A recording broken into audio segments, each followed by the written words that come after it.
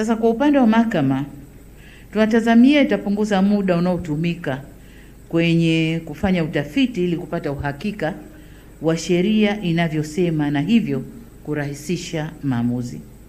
Lakini zaidi ya hapo, juzuu hizi za sheria zilizorekebishwa ni muhimu sana katika kuongeza uwazi na kuzidi kujenga imani ya wananchi kwa serikali yao. Aidha, ni nyenzo muhimu itakayosaidia kupunguza matumizi mabaya ya madaraka na kuziba ombwe la kisheria lilokuwa likitumika kuchochea rushwa. Hapa sasa linakwenda kuzibwa.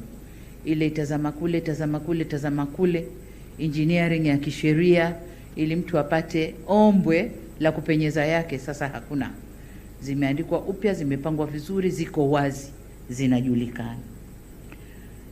Vile vile kuwekwa vyema kwa sheria hizi kutajenga mazingira mazuri ya kukuza imani kwa wafanyabiashara na wawekezaji kama nilivyosema, katika kuimarisha shughuli za kiuchumi nchini.